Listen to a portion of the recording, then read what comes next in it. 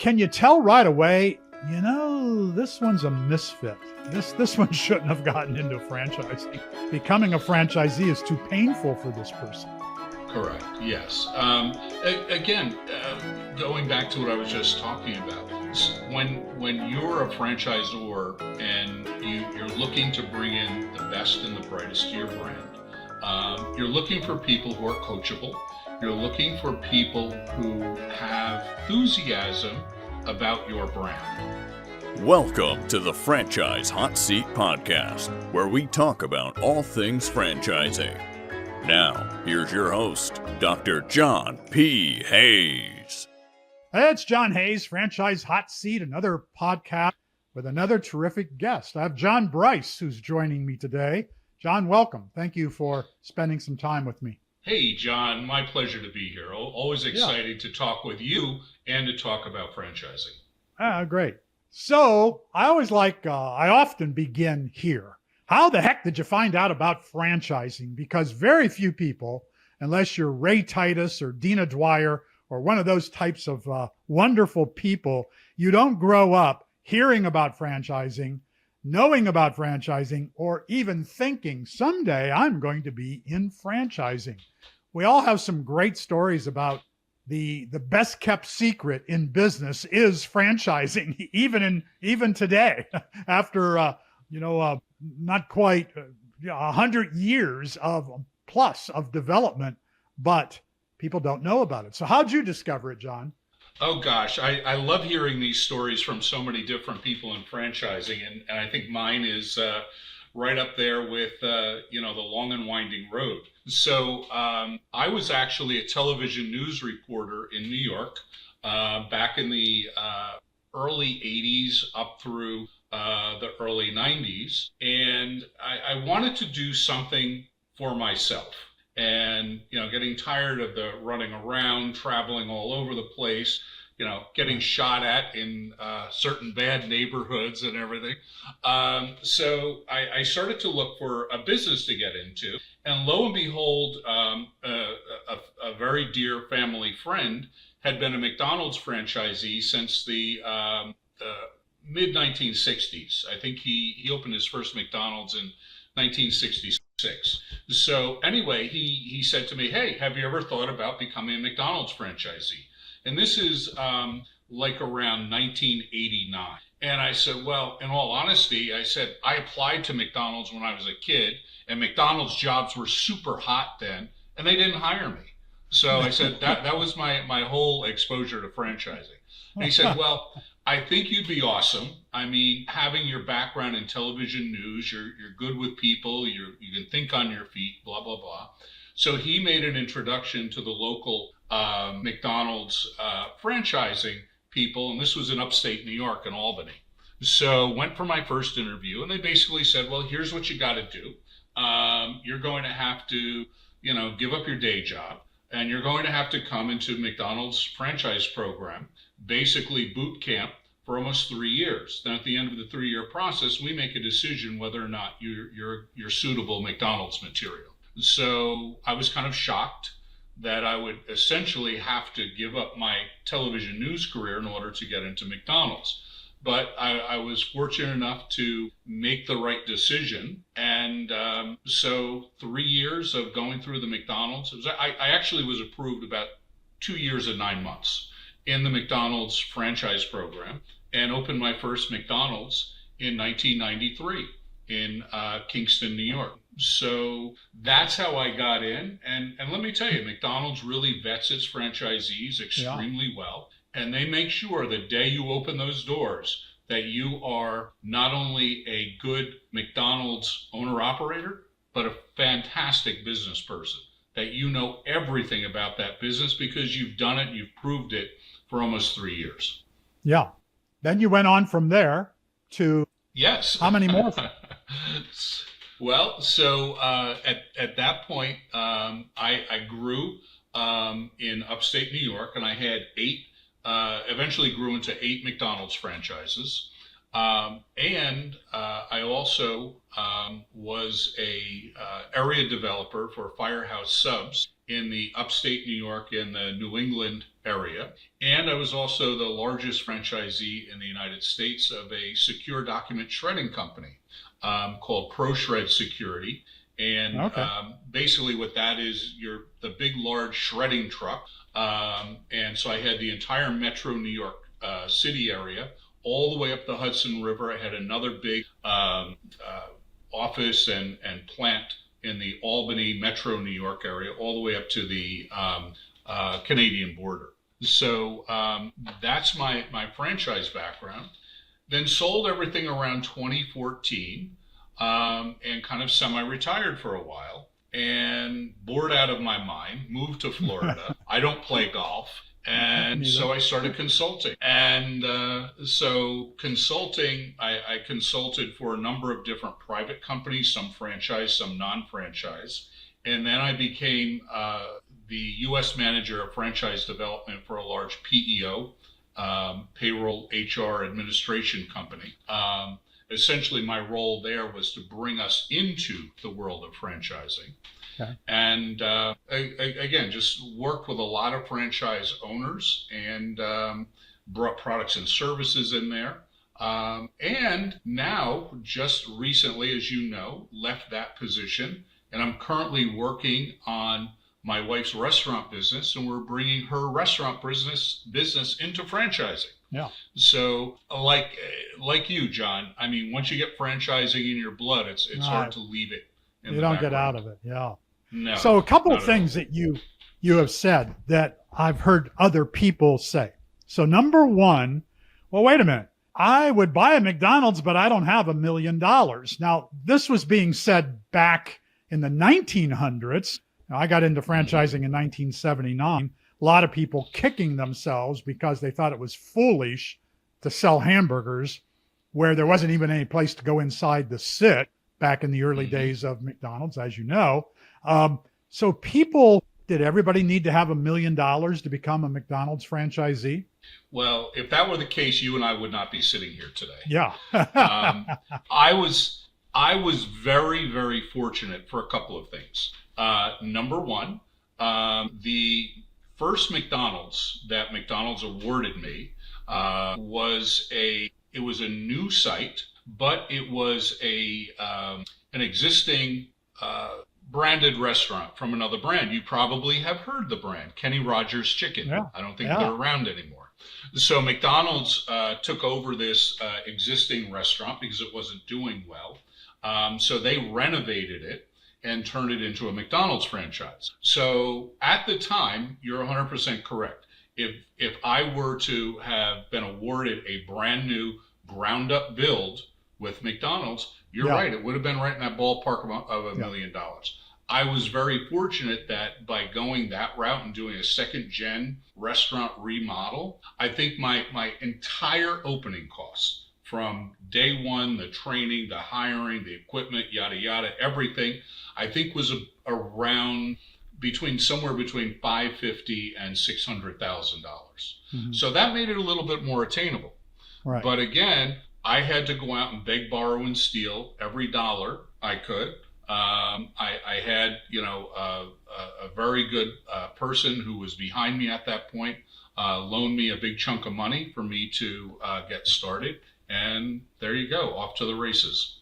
So another thing that people say about owning a McDonald's, I'd really like to have one because if I had one, I would be a millionaire. Are all single unit McDonald's franchisees millionaires? No. Not especially not the first couple of years. So I'll share with you, when I opened that restaurant, like I said, I mean, I didn't have a lot of money in the bank. I was there working 6.5, 7 days a week. And I will also share with you that McDonald's did not correctly calculate the sales of that location. McDonald's is a tremendous organization, works with a lot of data. They've got great people who look at these things and help you develop them. Unfortunately, what happened, I was in a town in upstate New York that was a big IBM town. And unfortunately, the year before we opened that restaurant, IBM folded up shop and moved out of town and went to China and Texas and everything else. They used to manufacture mainframe computers there. So McDonald's, when they started the project, they based the first year annual sales having that IBM facility literally across the street from me. They did not know that that plant had closed and moved on to somewhere else. So they projected, I'll share the numbers with you. Their first year sales, they projected at $1,650,000. At the end of our first year, they that store did just a hair over $1 million. So they were 40-50% almost off with the sales. So literally my first 2 years, I could not afford a general manager. I couldn't afford, salaried manager. I couldn't afford, landscapers and maintenance people and everything else. So I was out there doing it all. And there were a lot of times within that first 2 year period where I was kicking myself saying, why did I get into this? Because, the people are coming through the door, but just not enough. And I'll tell you what ended up saving my butt with that first restaurant. We were in a small town in upstate New York, and IBM had pulled a lot of the support businesses out, the small machine shops and everything, really removed a lot of the middle class from that community. But what saved us was I was in what was a very big retail area. A Walmart moved in 1 block to the north of me, and a Home Depot moved in about a block to the south of me. And that drew people back into that community from 20 to 30 mile radius. And they would go from Walmart to Home Depot, and we were right between the two. And they would see this McDonald's there and say, hey, let's stop and get a snack when we're shopping. That saved my butt. But then after that, we nailed it everywhere with McDonald's. So, that's another interesting part of franchising. I recently was at a Dunkin', and I noticed the guy repairing the front door. Something just told me he was the franchisee. And I went up to him and said, you own this Dunkin'? And he said, yeah, I do. And thanks for coming in. And I said, well, I'm kind of humored that you're the franchisee and you're repairing the front door. And he said, these are difficult times in the food business, including in Dunkin'. And he owned 6 or 7 of them, but there he was with a screwdriver doing some work on the front door. People don't understand that part. They think, well, I'm going to be a McDonald's owner, I'll be a millionaire. Well, there are many, many, many, many millionaires in McDonald's, as you can tell us, but you don't do that generally out of the first one. No. And that's one of the reasons why people like to own 10 or 100 McDonald's. Well, I will share this with you, John. You could have one McDonald's and it can be a grand slam home run. Yeah. And we can cross that bridge in a couple of minutes, because as I grew, I actually had a couple of McDonald's that were actually grand slam home runs. And this particular McDonald's is still there. Now, what is it? I opened in 93, so what is that, 32 years later? I actually went back to New York about 6 weeks ago, and I was in that store. And it's a great store to this day, phenomenal store. But yeah, you're right. So, you really have to, and that's why especially McDonald's trains its owner operators to do everything in the business. They don't want franchisees who are sitting back, playing on a computer, looking at their bank accounts. Okay, they want McDonald's franchisees, or they call them owner operators, to be in those stores operating the stores. Now, when you sign your franchise agreement with McDonald's, there are very strict clauses in there that say you will devote full-time best interest to that location and every location after that. So yes, I learned how to do refrigeration. I learned how to fix air conditioning units. I knew how to, fix tile, fix front doors. I can't tell you how many bathrooms I cleaned and urinals I scrubbed over the years. Again, when you're there, it's your business, and no one's going to treat that business the way you do. I don't care if you've got a McDonald's arches out in the front, or you've got, a brand new startup brand out there. You got to roll up your sleeves and demonstrate to the team and demonstrate to the brand, I care about this. This is my business. Somebody else's name is on it, but it's my business. Yeah. So interestingly, that McDonald's has that trial period. You can't just walk in and become a franchisee.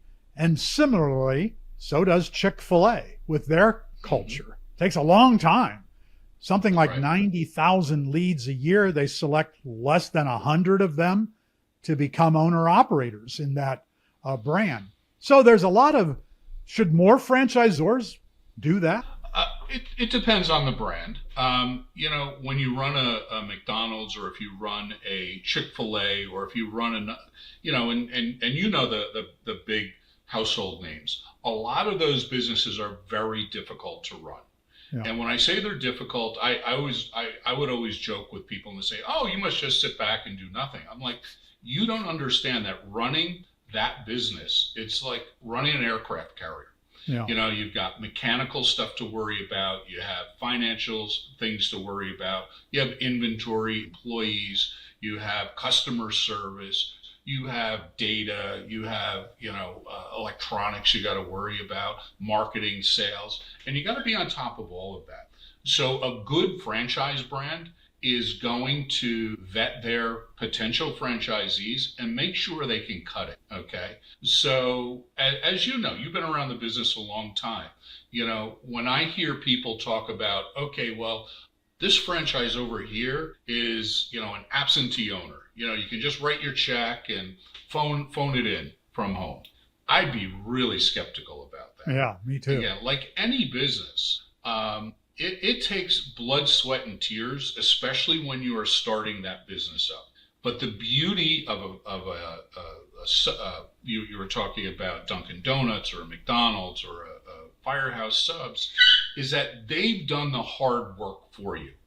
Because again, depending on your age, and I'm over 35, you're over 35, at this point in our lives, the most valuable asset anybody has is their time. So if you're going to go out there and start your own hamburger brand or donut brand, be prepared to spend a lot of years getting it right and dialing it in before you get to that point where you're super successful. Yeah. Whereas with a franchise, someone has done that already.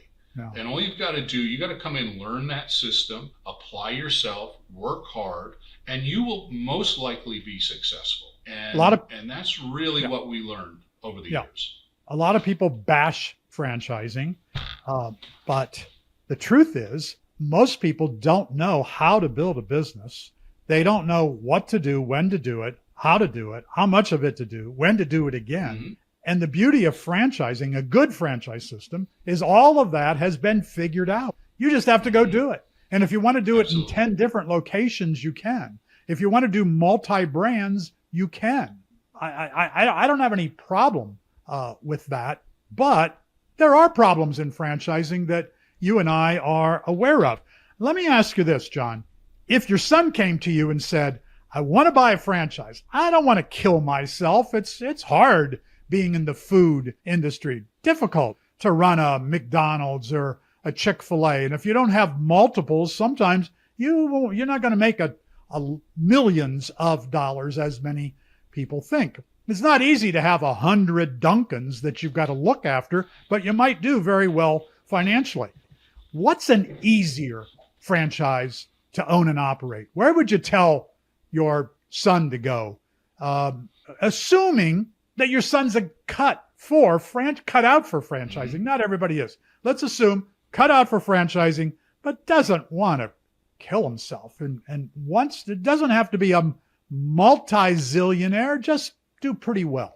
Well, I think there are a lot of franchises out there that probably people have not heard of that may be home-based, number one. So, and you can do them with a lot fewer employees. I mean, when I had my 8 McDonald's, I had about 400 employees. And that seems to blow people's minds. But yeah, I mean, those stores are open 24 hours a day.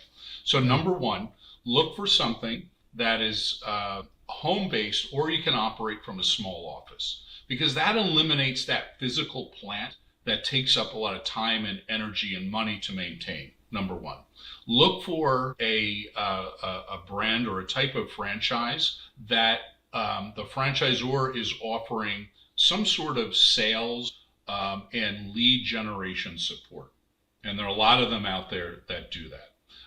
And then number three, look for a brand where you can get a lot of things done with the fewest amount of people. So where does that fall today? Well, there are a lot of, I love some of the home services brands that are out there. Yeah, me too. And typically, you know, an individual who's a franchisee can do it with a partner, can do it with, you know, their spouse, operate with 2 or 3 people, and they have no physical location overhead to worry about. They can run just about everything from home, but maybe they have to go out and visit a client, somebody's home. And this may be patching walls. It may be something like fixing garage doors. It may be something like some sort of home cleaning or taking care of pets or something like that.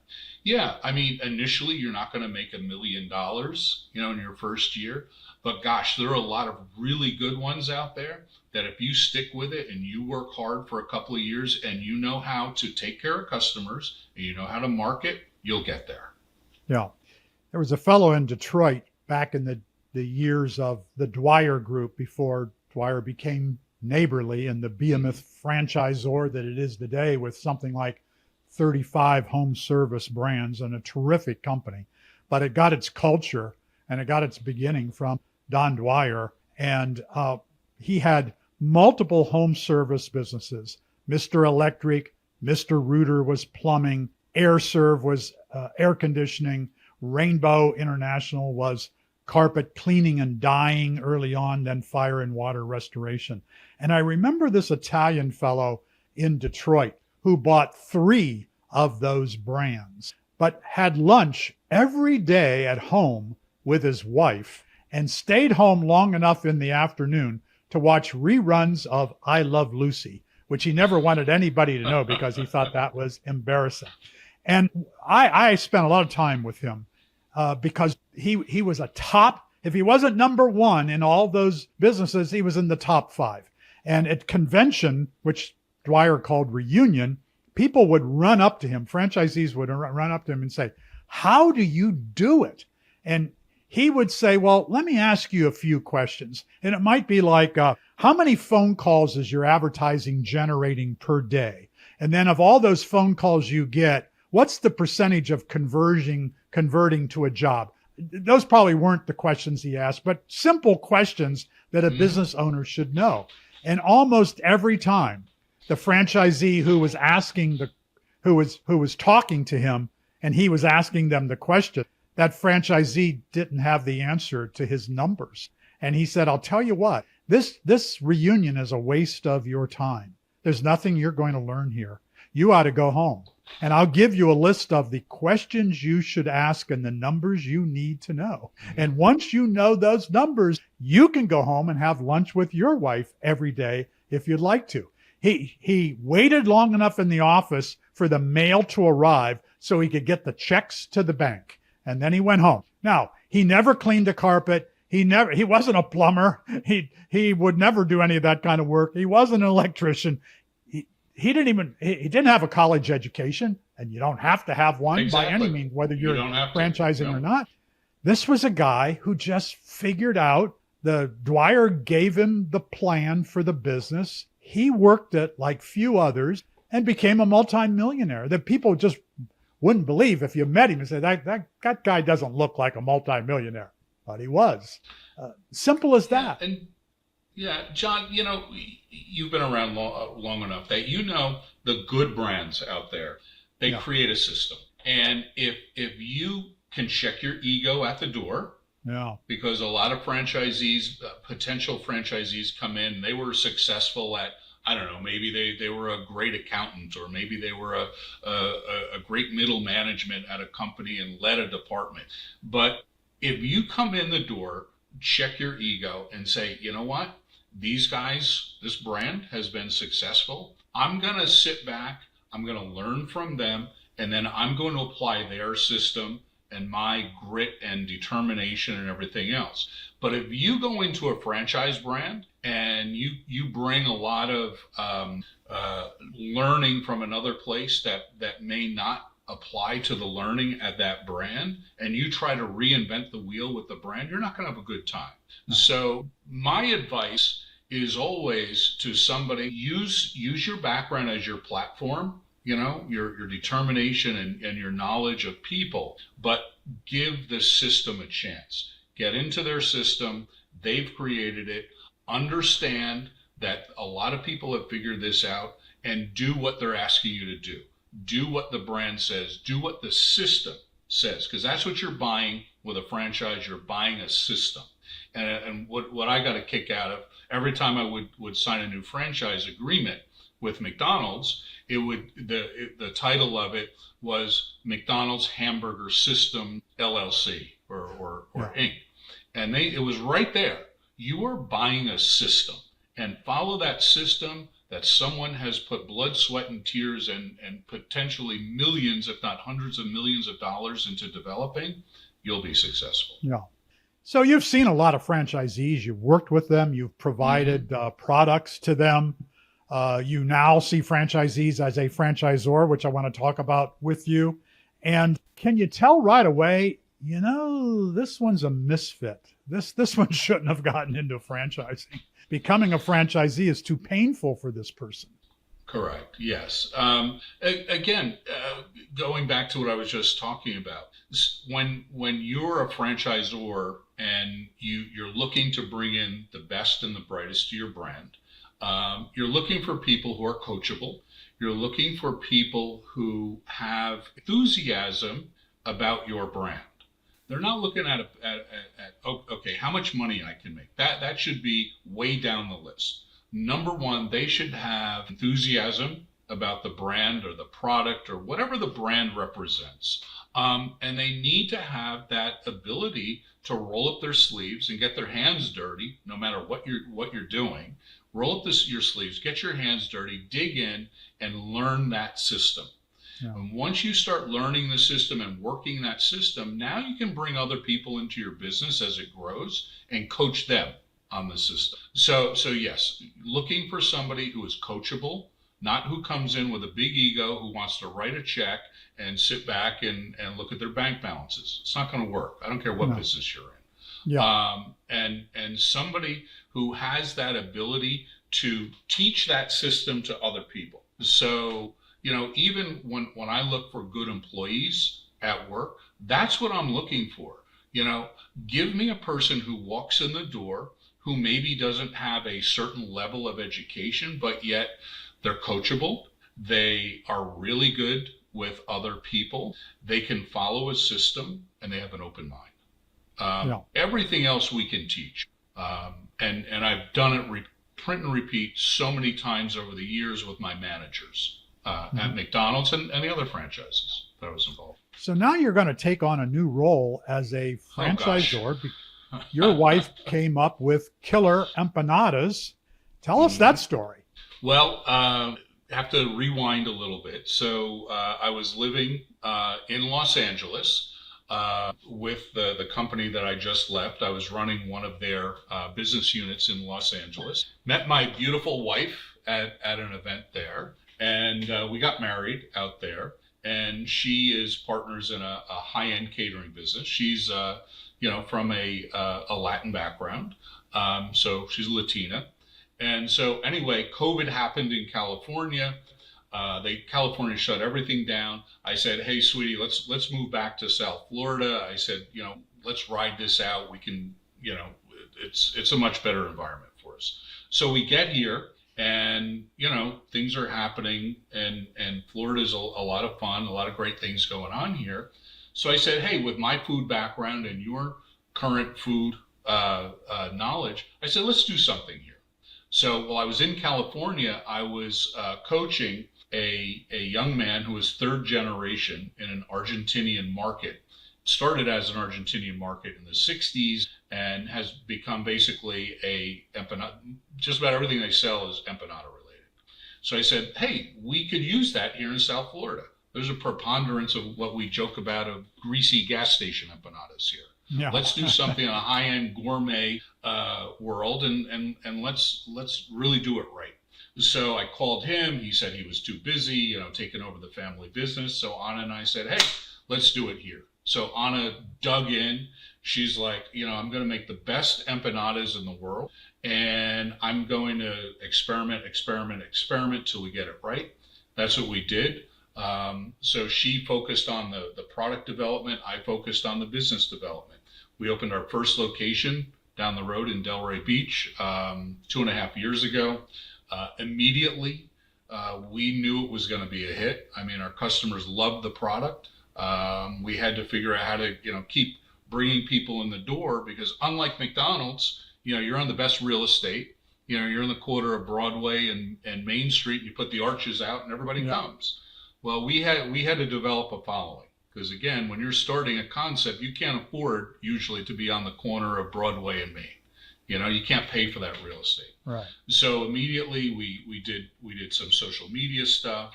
We had some very loyal customers to us, and the business really took off. So we opened 2 locations within our first year. We're currently rolling out location 3, number 4, and number 5 right now. Great. And we have, some really good people involved in our business and who know franchising, who had been in franchising.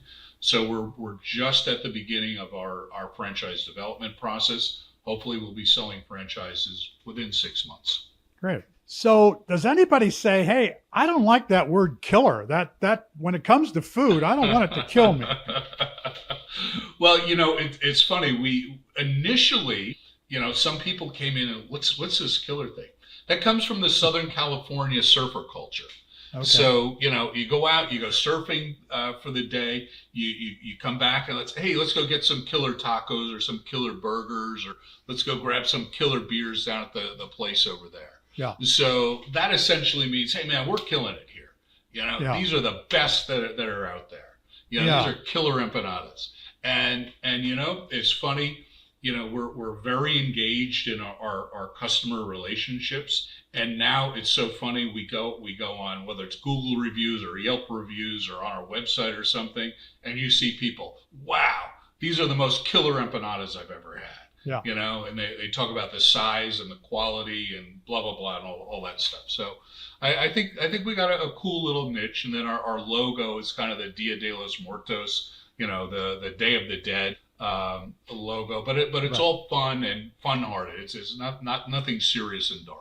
Yeah, and you have a beautiful wife who loves to engage in the business and engage with, I think maybe a little shy, but that's okay. She's Latina after all. And she makes a killer empanada. So, and I saw that when you so graciously fed our Titus Center Advisory Board, about 100 people, not so long ago. And all of them were going on and on, wanting to know if this was franchised, when you were going to franchise. Everybody's assuming it's a franchise based on the name and based on John Brice's right there behind it. So, You've tackled you have a niche that, that we know killer tacos. We don't know killer empanadas, except here in South Florida. We have them at Anna's. Sure. Yeah. So we have a lot of interest right now. Let's call it while we're developing. People are constantly coming in the restaurants and reaching out to us saying, hey, listen, is this a franchise yet? We're saying no, but we'll take your information. And when we're ready, we'd love to have that conversation. The cool thing about this brand is that our retail locations are very simple and can be operated with a very, very efficient labor force, a very small labor force. Most of the labor is made in the making of the empanadas. So our franchise concept is very similar to a Dunkin' Donuts, where you have a central kitchen that makes all the product. And we still make everything by hand. We don't have big robots and machines and everything. Mm-hmm. Everything is still lovingly made by hand. And then the retail locations, the empanadas go out to the retail locations on a daily or every other day basis. and they're essentially baked there. No fryers, no Ansel systems, no hood systems. So it's very simple to operate the retail locations. So, and I think that's a really big part of the attractiveness of the brand, is that it's very inexpensive relative to a McDonald's or something to open the doors and to operate on day-to-day basis. So what's going to be the investment to open an Anna's Killer Empanadas? Well, we're still working on those numbers.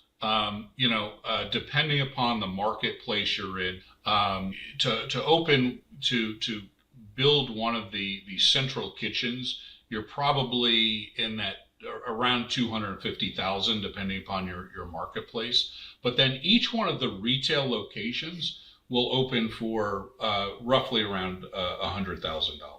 So you could conceivably buy a marketplace, a market, say a Tampa or something like that, put your central kitchen in and support about anywhere between 8 and 10 or 12 small retail locations throughout that marketplace, and have a really large business without the cost that you're going to incur with, say, a McDonald's or opening, 3 or 4 Wendy's or even, some coffee shops that are out there. Yeah, but dominating a market like, let's say, Tampa or Akron, Ohio, as far as that goes, dominating a market appeals to a lot of franchise investors, where they can see that, well, I can operate 8 and I can have a central kitchen that will provide the empanadas to everyone. That makes sense for people. It's manageable Absolutely. for a lot of investors today. Yeah, and what it does is it concentrates the quality control in one area. So, I mean, when I owned McDonald's, so I had 8 McDonald's. Each one of them was making the food every day. Yeah. And I could tell you, if you didn't have a well-trained staff in one of those locations, it would affect food quality, would affect other issues, service quality and everything else. But to be able to concentrate the food quality in one location and then have that same food quality replicated essentially in 8 to 10 or 12 locations just clears up so many problems. Plus, that's where your concentration of labor is. It's easy to find, decent service folks to take care of your customers today, as long as you train them properly. That part of is fairly easy. Having that everything located in that kitchen, the most of your labor is in that kitchen. That again, you're not spreading that labor out into multiple locations. You got everything under one roof. So it makes that so much easier.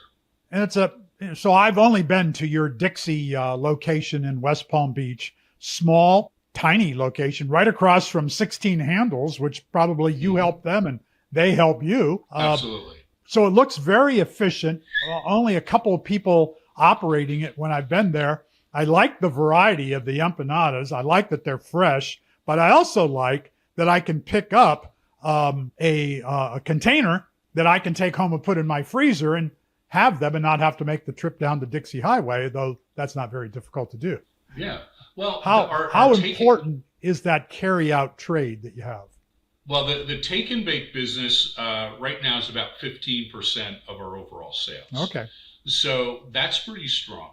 And that is also about the level that we do with catering. So catering is a really big part of our business. And we cater to everybody who's, maybe going to have a couple of friends over. We'll do special empanadas for them. They'll come in and pick up, or we'll deliver to their event. All the way up to, we have weekly, extremely large orders from hospitals, medical groups, car dealerships, and all of that. So that part of the business is growing quickly. And we also wholesale to some other smaller restaurants, to food trucks, food trailers, a lot of the resorts up and down the coast here. Yeah. So that's really good business. And so we love that business because, again, it's print and repeat. With the hospital orders from us, every Monday. We have private equity firms that will order from us every Tuesday or every Wednesday. And that business is fantastic, and there's so much growth in that business right now that's where when we open these new locations, we're going to be focusing a lot more on that. And also our new locations are going to be slightly larger. Our two new locations that are going to be our franchise models are roughly 1,100 square feet, more seating, much more high-end look inside, and a larger menu. We're going to serve, we've come up with what's called empa bowls. So they're basically our empanada fillings in a rice bowl. Oh, good idea. Because some people out there, don't like the gluten that's in an good empanada idea. pastry, or they're trying to get, eliminate flour, from their diet. So we're going to have that. And the new locations are also going to have refresher drinks. They're going to have iced agua frescas. They're also going to have iced coffee and matcha, which is really hot right now. Mm-hmm. So a year from now, let's say, and we will be talking again a year from now because we talk frequently, but a year from now, how many Anna's Killer Empanadas, and where will they be? Are you going to stay in Florida, or will you go out of Florida in the first year? Well, we are talking with two different groups right now. One is very interested in the Orlando market, and other one's interested in the Tampa market. We also have somebody who's talking about airports and universities. So again, we want to grow. Our goal is not to jump into 50 locations in the next year. Our intention is to let's roll this out in a smart fashion. Yeah. Let's make sure we preserve the integrity of the product, ensure the integrity of the brand, and grow smart. Ideally, if I could write the perfect scenario for us over the next 2 years, would probably be concentration here in Florida, and perhaps as far away as maybe Georgia, and maybe some over to Texas. Yeah, that's going to be a great market as well, Texas. Yeah. If you did just Florida and Texas to begin, you'd be doing great. Yeah, absolutely. Yeah. And we're enjoying every minute of it. Good. So the final point I want to talk about is thank you for supporting the Titus Center, being a member of our advisory board, helping our students. It's a pleasure with your expertise, and that you take time to come and help us. A small university, fortunately, we're kind of in your backyard. Fortunately, you are, and I love being in, especially our West Palm location, and I see the young folks from Palm Beach Atlantic coming in, and I immediately go over and chat with them and mention your name, and there's so and so is part of the Titus Center, and they know Dr. John over there, and they love it, and I love having them in. But in terms of being involved with franchising for about 30 years or so, the Titus Center it's really good because it helps me sharpen my sword. All the meetings, the camaraderie there's never a sense of clickiness, or there's never a sense of competitiveness in there. Everybody is open, sharing ideas. Hey, have you thought about this? Have you thought about this? Here's something that I'm doing. How are you tackling the same product? And it's a great exchange of ideas and networking, number one, with other professionals in the industry. But again, it's great having the young folks in there, the students in there, who are just so excited about the future of franchising, and they're looking for their place in franchising. And I love having them in there, and can't wait to see more. Yeah, and when you hear a student come up to you and say at graduation to thank you and say you changed my life, because they don't come to study franchising. They come to the university to study marketing or international business or accounting or public relations or political science or history. If they combine the concentration in franchising, we're the only university in the world that offers a concentration in franchising that I know of. If they come and do that, they ensure their future. Because if McDonald's doesn't want them, Chick-fil-A wants them, and if neither of them wants them, there's this small new startup franchisor called Anna's Killer Empanadas, and they want them. There are all kinds of opportunities. Yeah. And well, thank you again, John. You're 100% right. Yeah. And they are so blessed to have somebody like you with your history, kind of leading the charge and communicating what franchise is all about. Yeah. So I'm so happy to be a part of it. It's a lot of fun, and hey, I learn something new every day with you guys. Yeah. Well, I appreciate that, John, and I hope we'll send students from Palm Beach Atlantic, continue to send them down Dixie Highway to Anna's, and hopefully someone will do an internship there that you'll be able to sponsor in the near future, because you will be such a great mentor for people in franchising that they're going to want to work with you as well. And then interns turn into good employees and sometimes into franchisees. Yeah. Absolutely. I agree. All right. Well, John, this was great. We look forward to it. I appreciate your time and really wish you all the best. And I look forward to the development of Anna's Killer Empanadas. Absolutely. My pleasure, John. Thanks. See you soon. Thanks for tuning in to the Franchise Hot Seat Podcast with Dr. John P. Hayes. Tune in next time for more conversation around all things franchising.